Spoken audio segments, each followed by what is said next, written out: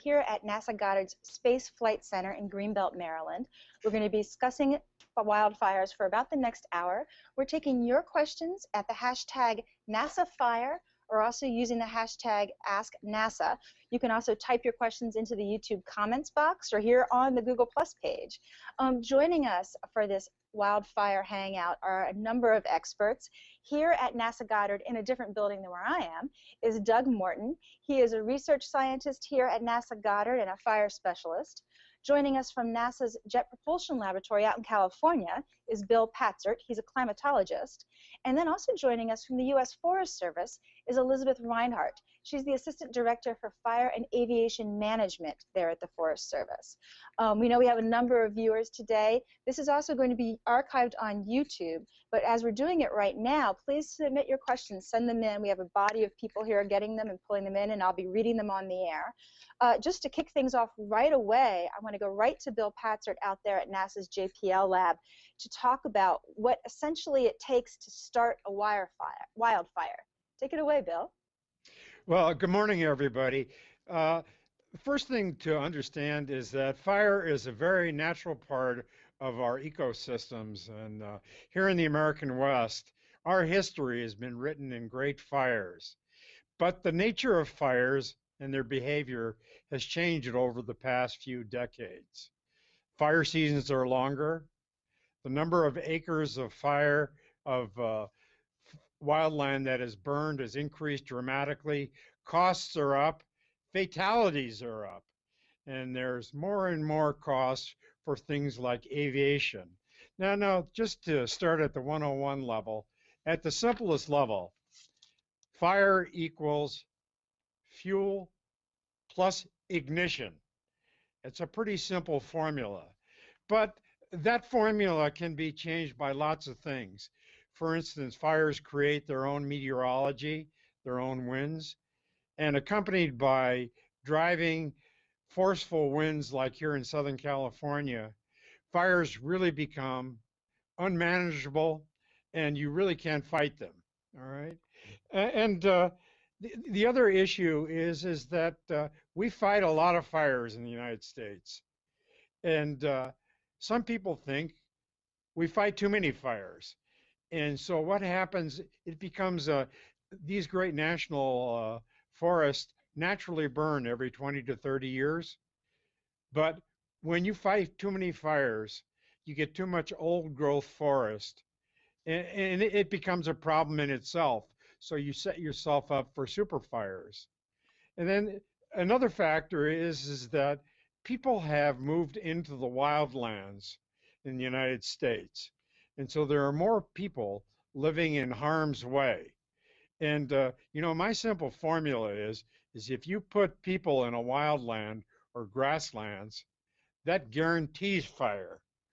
And of course, the thing we'd like to talk about here is what's the impact of climate change? We're living in a warmer world. In the West, it's a drier world. The population center of the country has switched from the Midwest and the Northeast into the West. And so we've seen more fires, larger fires, and more deadly fires. And so that sort of sets the background. And of course, NASA is trying to study all these factors, the things that set you up for a fire, how fires behave, and what the future of fires are for the West. Elizabeth, I'd love to see if you could chime in here. You're at the U.S. Forest Service, and that seems to be part of the story we're telling about wildfires now, is the idea that there's been so much fire suppression for so many years. I wonder if you could bring up my slide that shows the trend of acres burned over time, so that I could talk to that a little bit. You know, Bill's formula that he showed, I certainly agree with it, and we have another simple formula we talk about a lot in the Forest Service. Not that visual, but it was a bar chart showing acres burned, if you can find that. We have another simple formula we talk about in the Forest Service a lot, and that's the fire behavior triangle. And the three factors that really control fire behavior are topography, weather, and fuels. So in a given landscape, topography is a constant. and whether we have strong indications is currently very conducive to active fire behavior. So that leaves the one angle of the fire behavior triangle that we can possibly impact, which is fuels and vegetation. It's certainly true that fuels accumulate in the absence of disturbance. Most of our wildlands in the United States, 94% of them, fire plays a fundamental ecological role. And when that role is interrupted or removed, it has consequences. It's difficult to know to what extent the current increases in fire we're seeing are climate-driven or fuel-driven. Certainly we know that post-World War II, there was a dramatic reduction in acres burned around the West. That reduction was partially due to our increased capability to suppress fires. It was partially due also to the fact that those happened to be relatively cool, wet decades. So since actually 25 years ago, I think of as sort of the point of inflection in our fire occurrence curve when we started seeing much more acreage burned, and that increase has increased over time. Some of that may be due to the fact that we entered that period in a fire deficit, so to speak.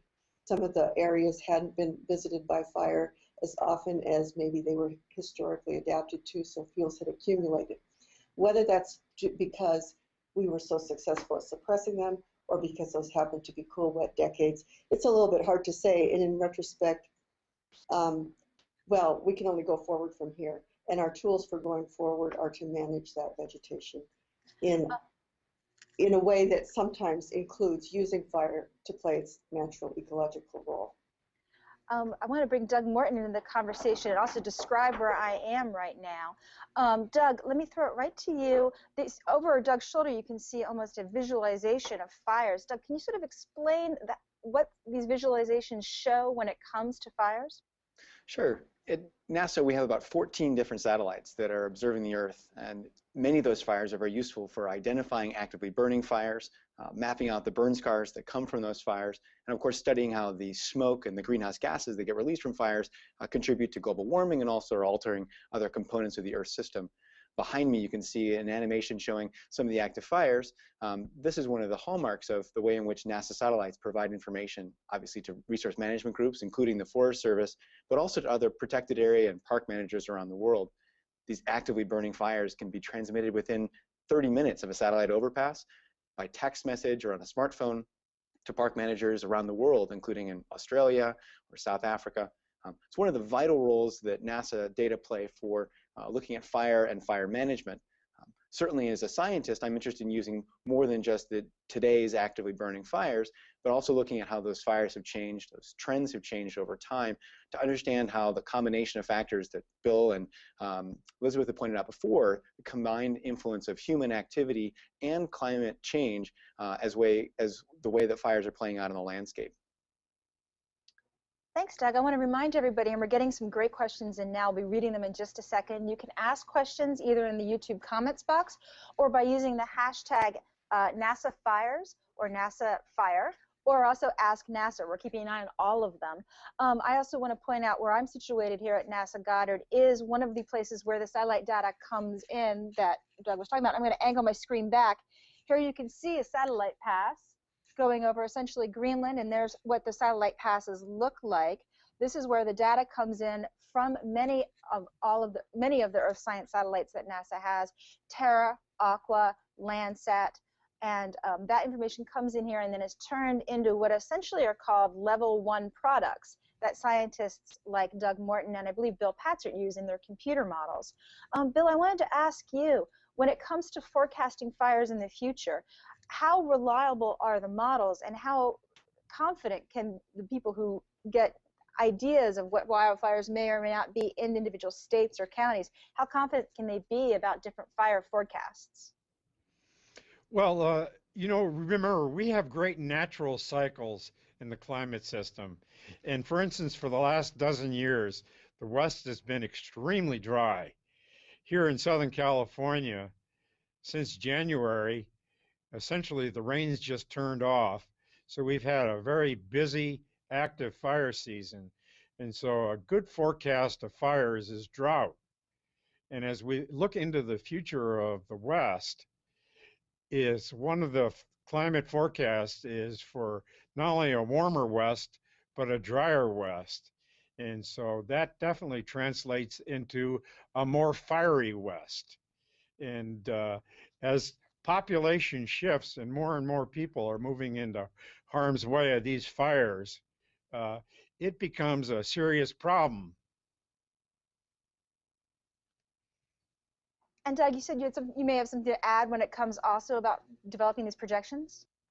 I think at NASA we're looking, excuse me, Bill, I was just going to chime in with a follow-on to the points you were making, which is that we're certainly interested in looking out over the next century, in particular using the latest generation of climate models to understand how conditions that do favor fire activity, those hot and dry conditions Bill was mentioning, are likely to play out. And certainly as we look out towards the end of this century, we're seeing years, for example, like 2012, which was very dry across the Front Range of the Rockies and the Midwest of the country, that kind of a fire season being the new normal by the end of the century. So certainly a trend towards hotter and drier conditions in regions that are already experiencing fires, and even an increase in those fires in places where fires haven't historically been all that important, places like the upper Midwest of the US or other northern Great Plains regions.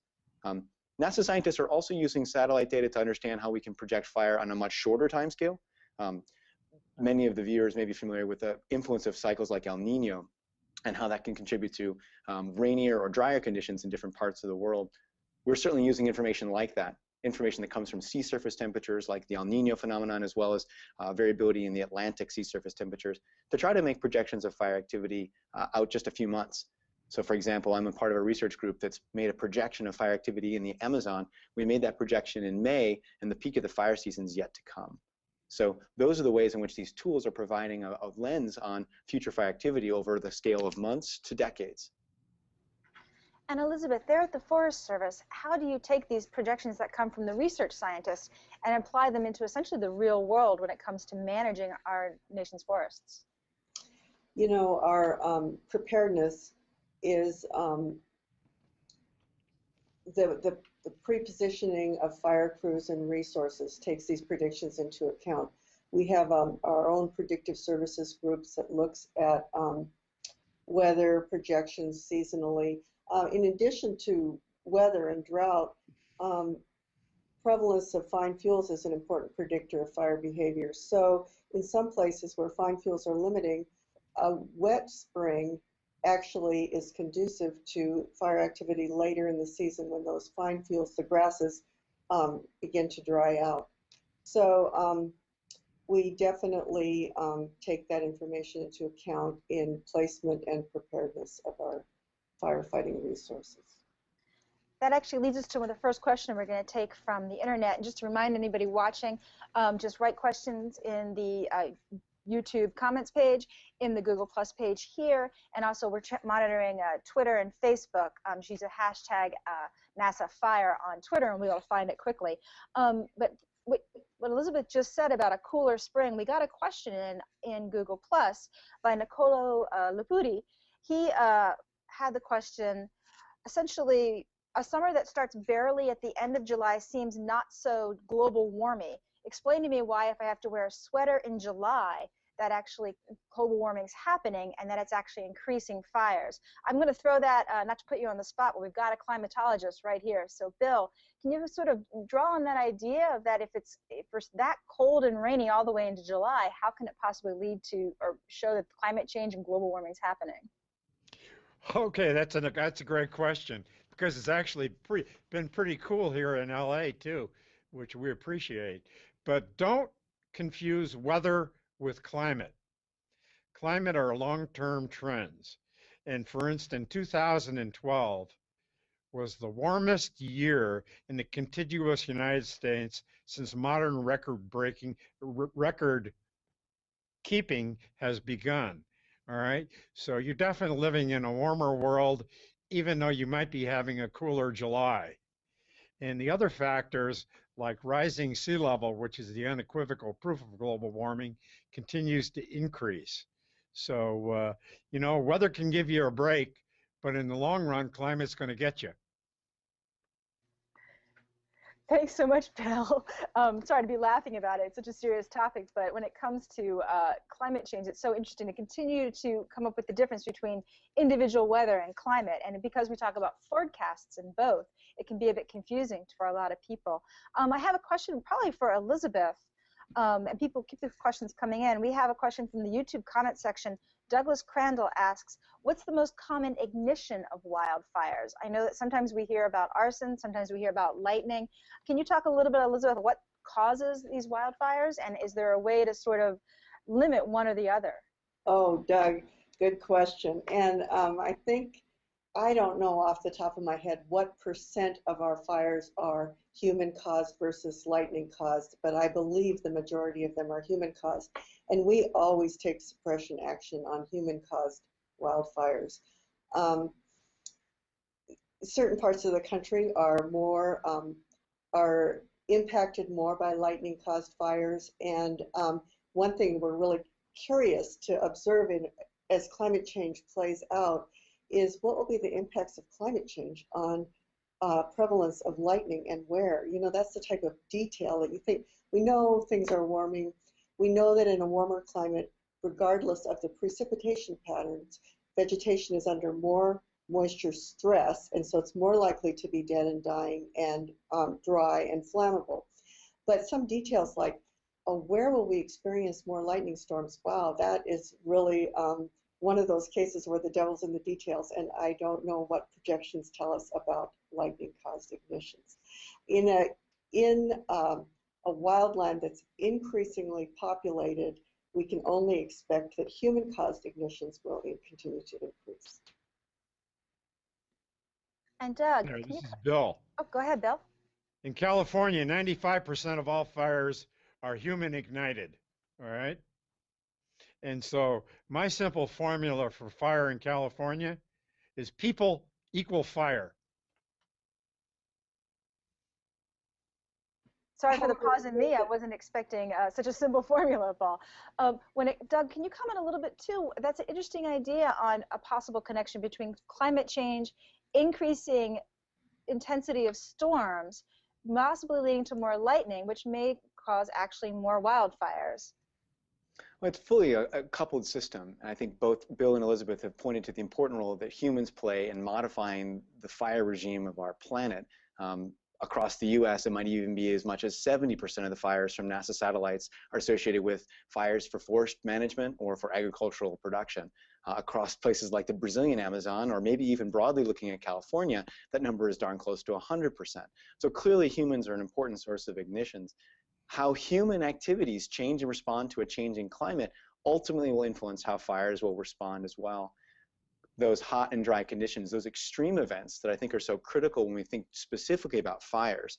Certainly there's a wide range of science and study right now on the intensity of storms, the prevalence of hurricanes, et cetera. But if we think just about those conditions that favor fires, those extreme events, things we consider now to be a once-a-decade kind of activity, those are certainly on the rise, whether we look at major fire regions in the western US, whether we look at places like Australia or southern Africa. These are places that we'll see more extreme fire conditions. Again, an early start to the fire year in California, a very early start to the fire year in Alaska this year. Thanks so much, Doug Morton. Just to remind everybody watching, this is a Google Plus Hangout hosted here at NASA Goddard. It's live on YouTube now, and it will be archived on YouTube. So if you're watching after the fact, thank you so much. We're taking questions in live now through the hashtag AskNASA, through the hashtag NASAFire, and also on YouTube and here in the Google Plus page. Here's a question we have from the YouTube comments page, and this might put Elizabeth a bit on the spot, so apologies, Elizabeth. But Jack Ring on the YouTube comments section asked about, when it comes to fuel for fires, is there a difference between acreage burned in U.S. Forest Service land versus reservation land? He says, at least here in Arizona, the Native American lands are much better cleared of underbrush than are the U.S. Forest Service lands. I don't want to put you on a spot about a particular tract of land out there, but it does lead to the idea of how to manage forests as a way of minimizing wildfire risk. Certainly, many tribes have a strong tradition of active forest management. And certainly many of our national forests are in need of fuel management treatments. However, it's also true that many of our most devastating wildfires this year have been on private lands, not federal lands of any kind. So definitely we take seriously our responsibility to manage and steward the national forests, which are a public resource and which we value deeply ourselves. So I guess I don't have any statistics for you about relative fuel conditions on tribal lands versus national forest lands, and I would certainly expect it to vary geographically. But there's no question that there's work to be done. Thank you so much, Elizabeth. We have a question coming in through a phone bridge from a reporter from The Futurist. Hold on one moment. All right, hold on one moment. And go ahead with your question. All right. Yeah, I heard Doug Morton say that places like the upper Midwest could see more fire activity, where those are places that have not historically seen a lot of fires. Now, I'm wondering, not too far from the upper Midwest is Canada. So could much of this fire activity become a transnational issue? For example, you could see more fires crossing to or from Canada and or the U.S., since many of those forests intersect. And if so, could this end up being a problem that Canada and the United States would have to cooperatively work together to address? That's a really good question, and certainly we see areas like that northern forest boundary between the U.S. and Canada as some of those areas that are projected to dry the most during the fire season, based on this latest generation of climate models from the IPCC, the Intergovernmental Panel on Climate Change. The transboundary issue that you bring up is pretty important. Certainly we think directly about how these fires, forest in particular along that boundary, may be vulnerable to fire, but the long distance transport of the smoke, aerosols that come from those fires, is something we can already point to as being a pretty significant impact. There were fires in Quebec in 2003. The smoke plume from those fires reached all the way down to where we are here in Maryland and Washington, D.C. When that smoke hit the metro area of D.C., there were thousands of 911 calls within a half an hour because people smelled smoke. That's just one example. I think if you think also about the way that we as scientists connect the aerosols, the smoke that's transported from these fires, and its transport up from the U.S. over Canada and up into the ice sheets in regions like Greenland, those aerosols and the black carbon that rains out on the ice sheets in Greenland has a significant impact on how quickly that ice is melting and how rapidly this link between fires and melting ice helps play a role in the global Earth system picture. And Doug, I have a question. When you say black carbon, are we actually just talking about like literally soot from these fires, or is it something else more specific? Well, fires release a range of different particle emissions. That's essentially little particles of burned vegetation. That's the black carbon piece. It's essentially like very fine charcoal. But you also see the release of carbon dioxide and methane, which are two very important greenhouse gases. And so part of the research that we do is to take information about the amount of fuels that are there in a forest as it burns. We can see some of that damage as we take NASA imagery of the burn scar after the fire passes. And we can also take measurements of the smoke plume and the greenhouse gases in the atmosphere with other NASA satellites. We can put those two pieces together in a model to understand how fires overall are contributing to the problem of global warming. Thanks for clearing that up for me. Elizabeth Reinhardt with the U.S. Forest Service. I was wondering if you could comment a little bit about the idea of fires crossing borders. I mean, of course, fires don't actually care what side of a fence they're on. And how does the U.S. Forest Service work with Canada when it comes to fires that might be along the border?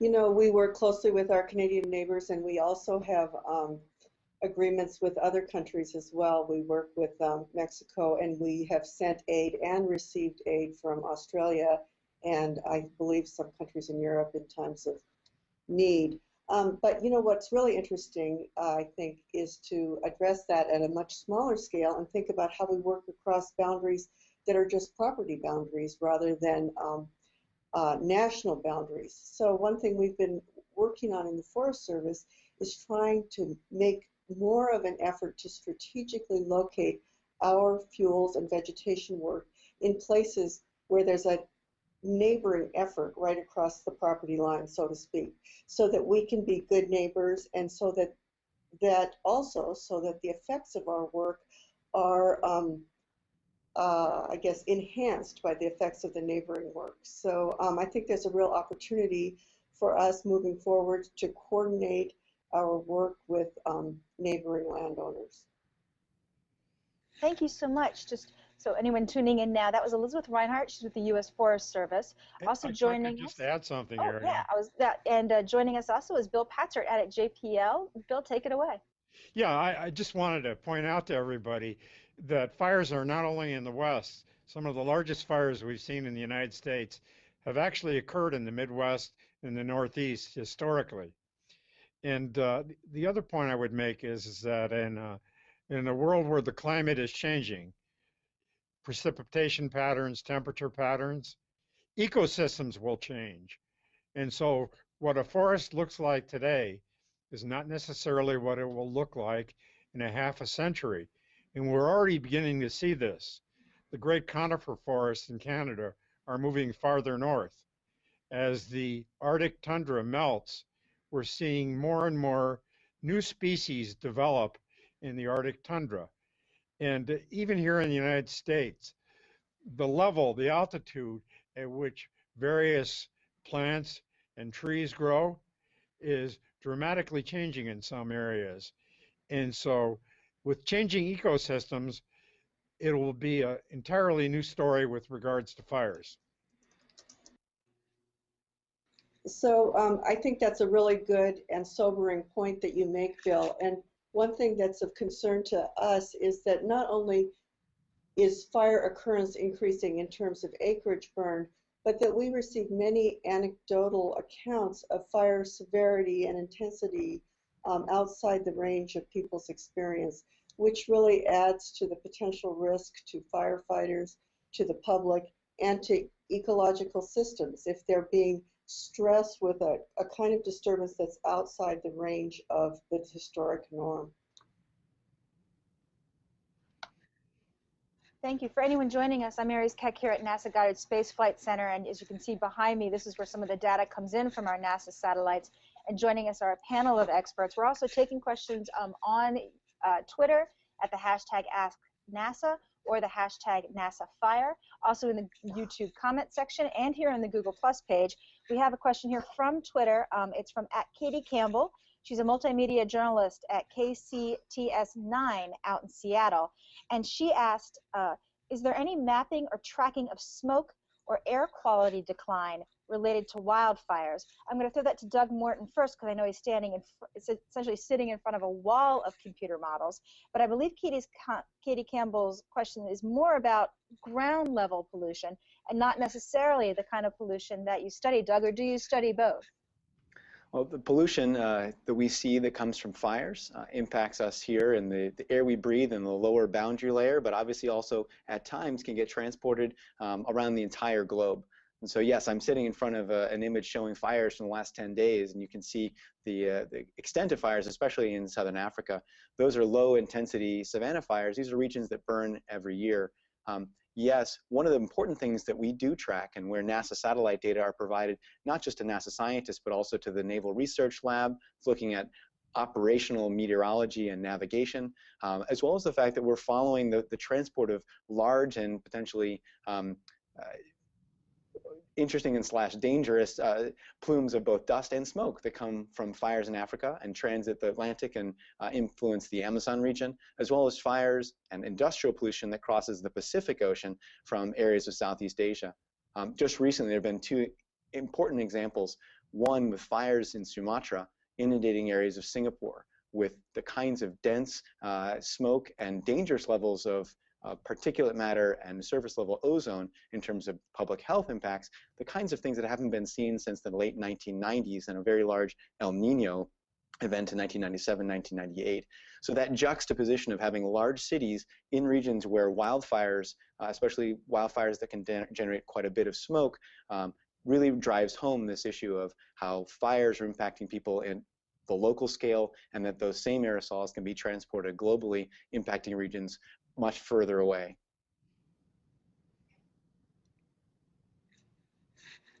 Excellent. We have another question coming in from YouTube. It's Jack Ring again.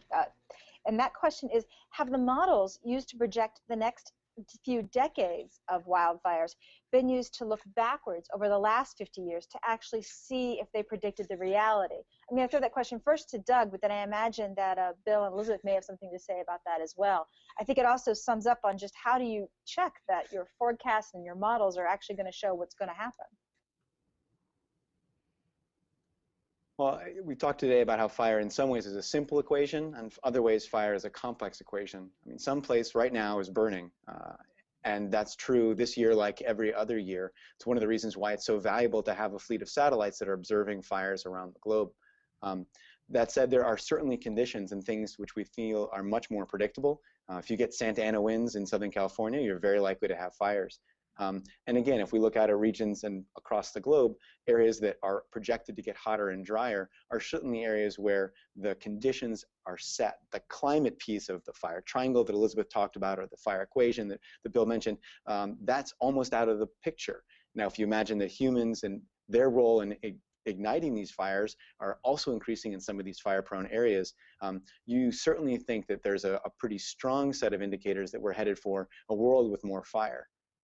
How do we check that information? Again, one of the unique things about having this long history of NASA satellite data is that we can actually go back and compare this year to previous years and how much fire we've seen in any one specific part of the globe.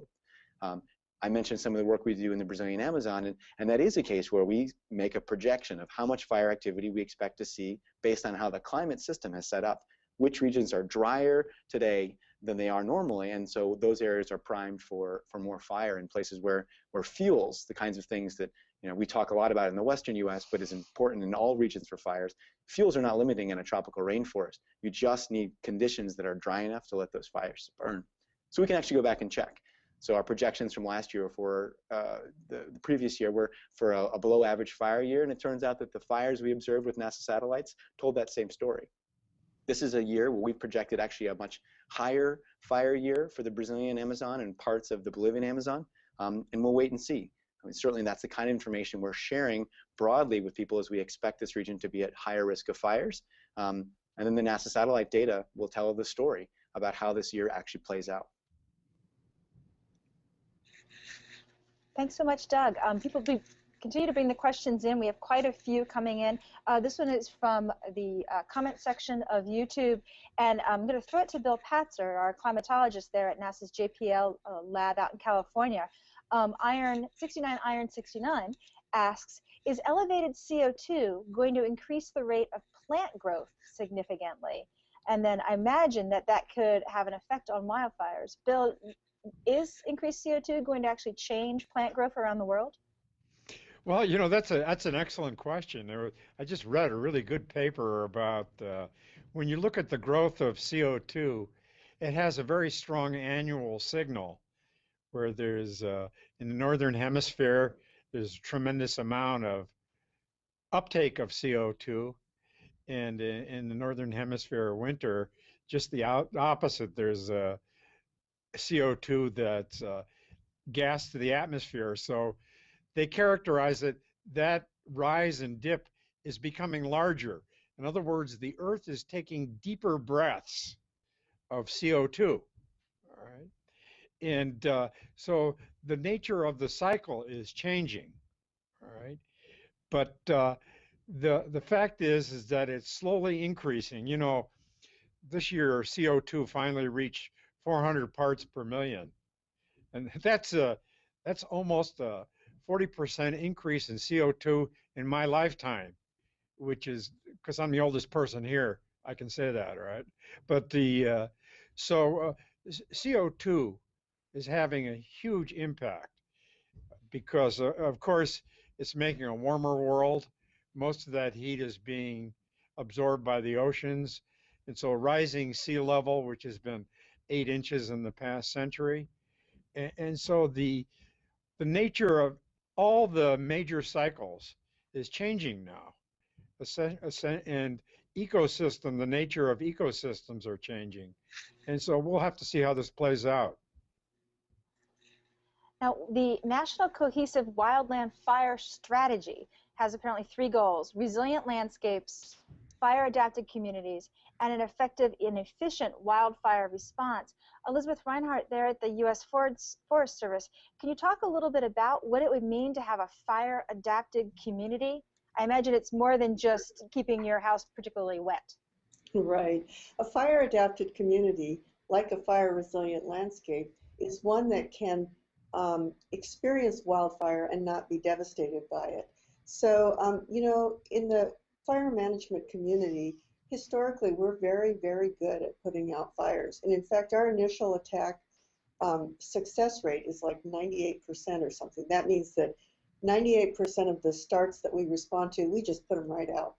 But experience is beginning to show us that that long success rate may not be completely sustainable, that those few fires that escape, and the proportion that escapes is not seeming to grow.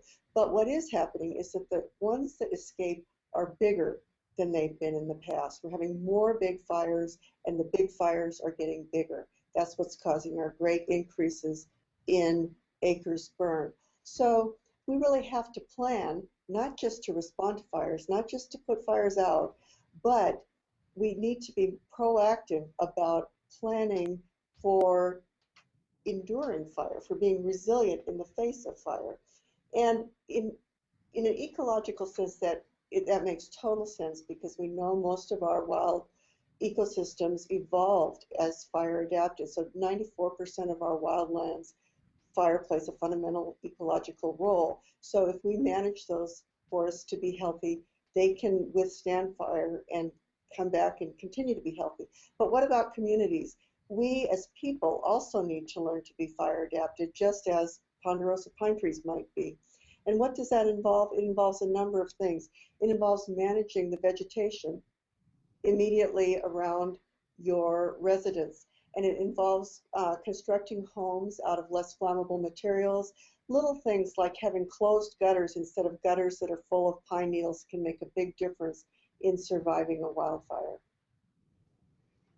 Another aspect of fire-adapted communities is planning communications ahead of time, and also planning so that there's access in and out of the community. A community that only has one access road going into it doesn't tend to be very well adapted to wildfire. Thank you so much, Elizabeth. For anyone Ariel, joining, I could add something to that, please. go right ahead. Let me just remind everyone, please keep the questions coming in both on YouTube and on Twitter. And we'll be we're following along on hashtag #NASAFire. And I'm going to pass it right off to Bill Patzert there at NASA's JPL lab. He's our climatologist joining us today. Go ahead, Bill.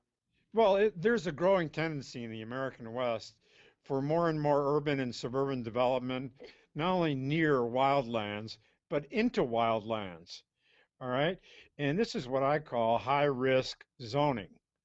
All right. People that like to build their communities in things that look like national forests. All right. And that's a dangerous business, because all these lands were made to burn every 20 to 30 years. Now, you can protect yourself by having more stringent construction standards. In other words, you can build to protect yourself against fire. And in many communities, those standards are not zoned, they're not legalized, and so they're at high risk. The other thing is, in California, you're required to build defensible areas if you live near grasslands and wildlands, and that's another thing that's not enforced. And so the consequence of this is that there is just too much expensive firefighting going on in the American West, defending homes that 30 years ago, this was wildland. Now it's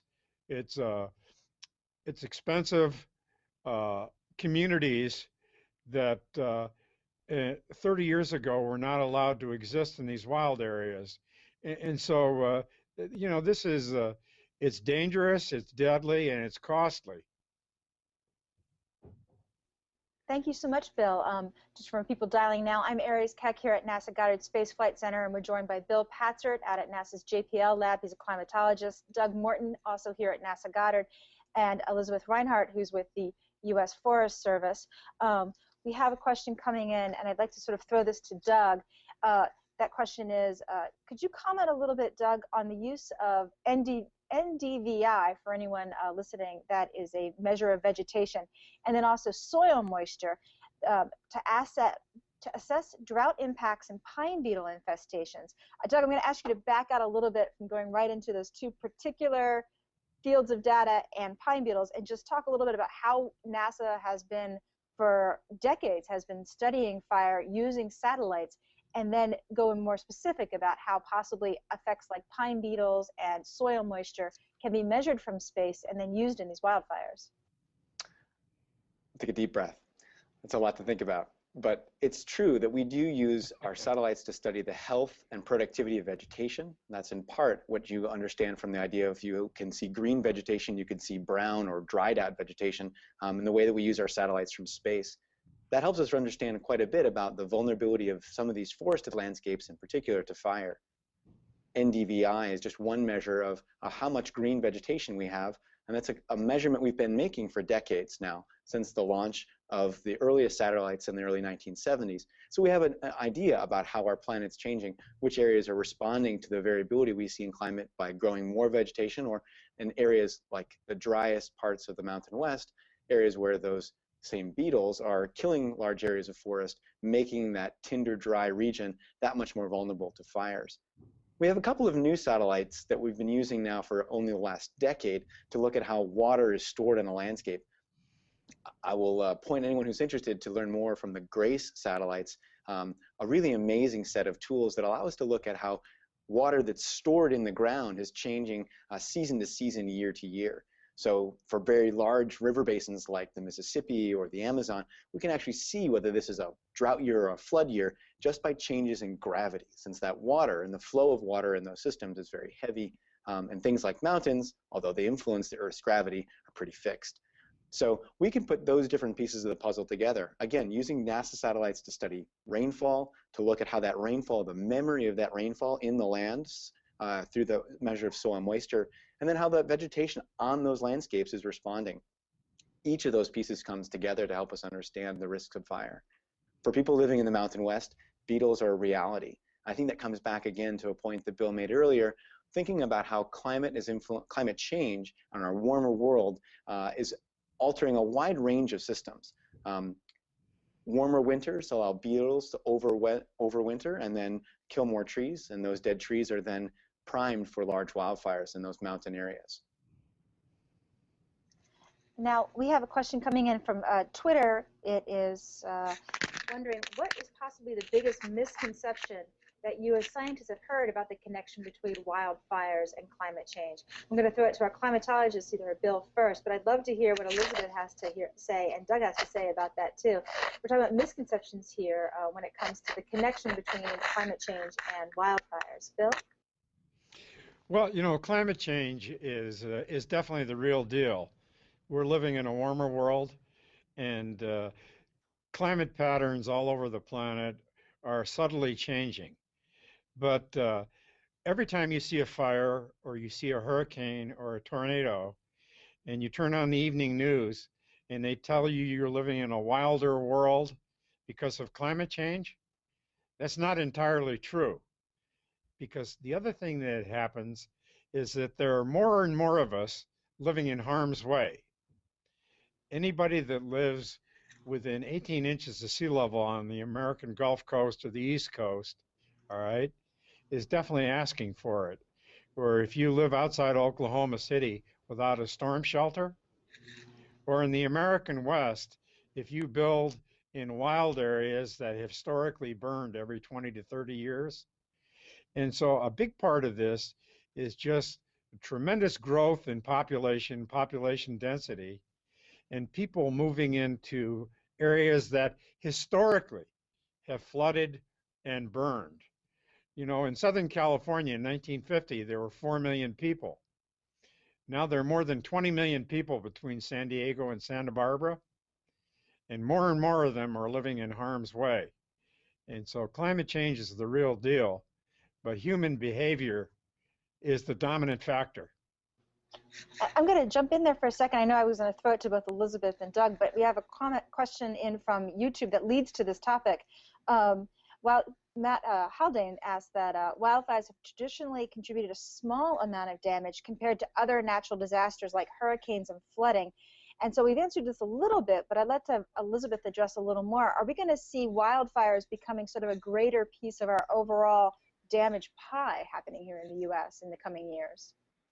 Some people certainly think so, and to be clear, that the direct costs of wildfire in terms of putting out the fire are only a small piece of what wildfire costs society in terms of damaged watersheds, subsequent flooding, and damaged utilities, things like that. But it's also likely that other natural hazards may respond to climate change with an increased signal. So I don't really like to speculate, but I would like to add something to what Bill said, which is that any given fire, just like any storm, we can't really say, oh, this is a climate change caused event. It might have, we know that fire in general is episodic and highly variable. So it's the fires we see might have been seen 100 years ago or 200 years ago, any individual fire. But what I think we need to keep our eye on is trends. And when we look at fire occurrence in the West, we do see a very, very strong trend in the last 25 years that I think we can't ignore. Doug, I'd love to throw a question to you, especially when it comes to we've been talking a lot about climate change. In the next few weeks, in the next few months, we'll hear about the IPCC report that's going to be coming out. I'd love, Doug, if you could talk a little about what is the IPCC report for people who haven't heard of it. And then do you know what it says particularly about climate change? Can you give us a bit of a preview about it? Well, first off, I'll say that I'm not an author of this version of the IPCC report. The Intergovernmental Panel on Climate Change is an intergovernmental, a global effort of the nation's top scientists from around the world that gathers together to understand and synthesize climate research. There's also a component of that work, which is not just the synthesis, but is the fact that we as scientists are trying to generate new understanding of our climate and how the Earth is functioning as a system.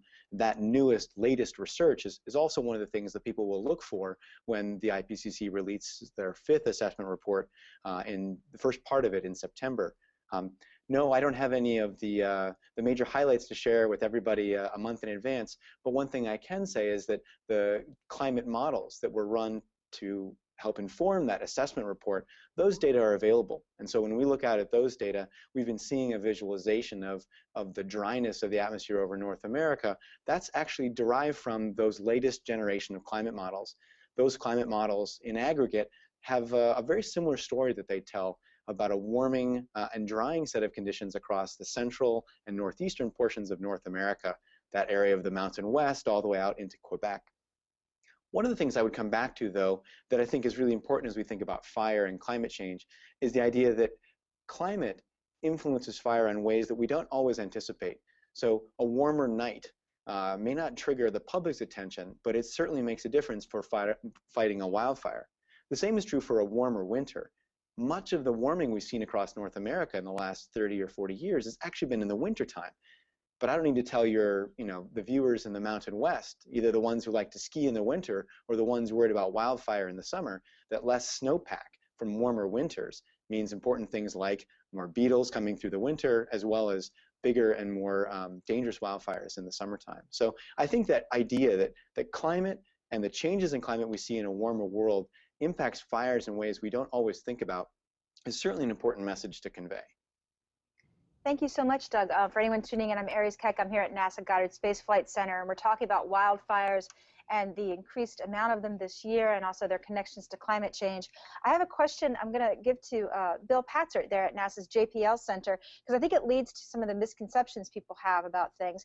In YouTube comments, Mark Madrid asked, is the sun's magnetic change going to affect our weather in coming months? So Bill, I'd love to hear what you have to say as a climatologist about the effects of the sun on wildfires here on Earth. I know there's probably some people who think it could have a lot to do, nothing to do. Can you sort of clear up some misconceptions there? Well, the sun's magnetic field switches approximately every 11 years. It's the great 11-year solar cycle.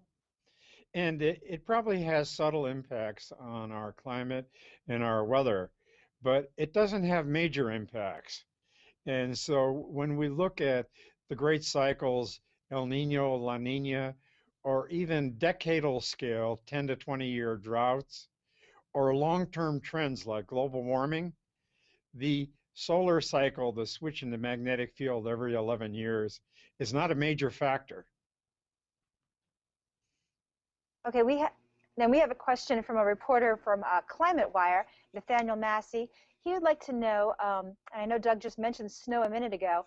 He would like to know if we could comment a little bit about the heat wave and wildfires that are being seen in Siberia right now. Not a place you would think of having a lot of fire. Nathaniel would like to know how far out of the norm are these fires? What weather systems, possibly the jet stream, might be contributing to them? And then what might these effects and impacts do to the albedo in the region? I'm going to throw that question to Doug, and also I'd love for you could back up a little bit. Doug, can you explain first for people what is albedo, and I could repeat the question. It's a really good set of questions around a current event. There is a heat wave right now over the northern portions of Russia and the Siberian region. That reflects what's called an atmospheric blocking event. I'll take 2 steps back from that if I can to suggest that the flow of air patterns across the northern hemisphere and their dominant patterns of that jet stream and the flow of the atmosphere is what does bring us our typical weather and what we think about as changing over time if we're looking at changes in climate change. One of the things that's sort of most striking about how changes in the Arctic, now I'm thinking about things like the melting of sea ice, influences the circulation of our atmosphere, is that we have seen in recent years several episodes where a high pressure system over the Arctic and the northern high latitudes can lead to this sort of block of hot air that sits over one region and allows these fires to burn for days and days. Those kinds of conditions, those kinds of connections are one of the reasons why we here at NASA are trying to understand the Earth as a system. It's not enough just to look at fire and not think about how the adjacent changes in the sea surface temperatures that Bill mentioned, or the melting of Arctic sea ice, which we know during the northern hemisphere summer is reaching now close to its minimum this year. All of those patterns influence how our atmosphere circulates over the Earth. The question came back to albedo, one that for scientists is a familiar phenomenon, but just really reflects, pardon the pun, how much of the sun's incoming radiation gets sent back into space. So very dark things like the open ocean or dark forests absorb more of the sun's incoming radiation than very bright surfaces. Think about fresh snow or ice. And so one of the things that both fires and changes in sea ice do is they change the albedo. They change how much energy gets absorbed in any one of these locations and then how that propagates through the Earth system.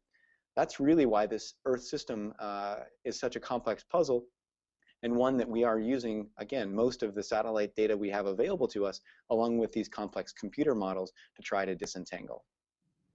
Thank you so much, Doug. I'm also going to, the next question is for Elizabeth Reinhardt at the U.S. Forest Service, and it's an interesting question. It came in through YouTube. Raven Blackheart, probably not a real name, asks, does anyone know if there's any work being done on genetically modified trees so they might be able to consume more CO2? And Elizabeth, I'd like to broaden that out a little bit. What about also genetically modifying trees so they don't catch fire as quickly? I don't know of any work to modify trees so that they don't catch fire as quickly. There's a great deal of genetic variability in nature, and differences between species in fire resistance are really the management key here.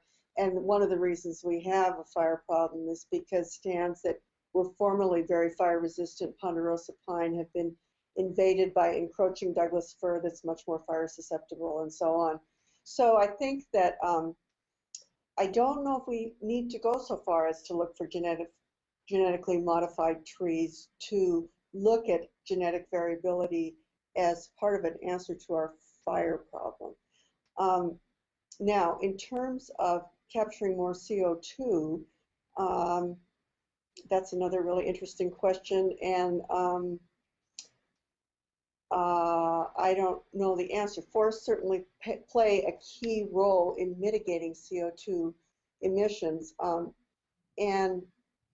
But again, rather than looking to a genetically modified organism, I think what we really need is reforestation of currently unforested areas. It has a lot of potential to increase our carbon sequestration capacity of forests. Thank you. Bill, I'd love to know, as a climatologist, when it comes to these kind of questions, we heard Doug talk about the Earth as an entire system. Is there a way of sort of gaming that system that you and other climatologists could look forward to keeping us possibly more resilient to climate change in the future? Well, that was really an excellent question, and my simple answer is that you can't game Mother Nature. But as climate has changed throughout history, when we look back over the last, let's say 100 million years, ecosystems have genetically modified themselves. The composition of ecosystems change as climate changes. And so it's subtle. But as we're talking here this morning, is that ecosystems throughout the planet are actually in subtle ways modifying themselves. It's called evolution, all right? And so as we look into the future, we see the distribution of plants, trees, and animal species as well. They're changing in subtle ways, and they will respond to the changing climate. And so, the good old days, whatever it used to be, are gone forever. And so it'll be interesting to see, because climate change is not going to be stopping anytime soon. It's the real deal. It's in our future. And we don't know exactly where it's going, but I predict that in 200 to 300 years, the great forests as we see them today will look much differently. Well, thank you all so much for joining us today. That was Bill Patzert. He's at NASA's JPL Jet Propulsion Lab out in Pasadena, California, which actually saw its own fire right on its doorstep, I believe, last year. Also joining us today has been Doug Morton. He's a research scientist here at NASA's Goddard Space Flight Center in Greenbelt, Maryland. And then also Elizabeth Reinhardt, who is the Assistant Director of Fire and Aviation Management at the U.S. Forest Service. She's joined us from Washington, D.C. Thank you all so much for watching. We really appreciate all your questions and calls. This is going to remain on YouTube as archived versions, so if you're watching through the archived version and you have additional questions, please just continue to use the hashtag NASAFire, or send a question right to the @NASAGoddard Twitter account, or put it on our Facebook page. I'm Aries Keck here at NASA Goddard. Thank you so much all for listening. Thank you.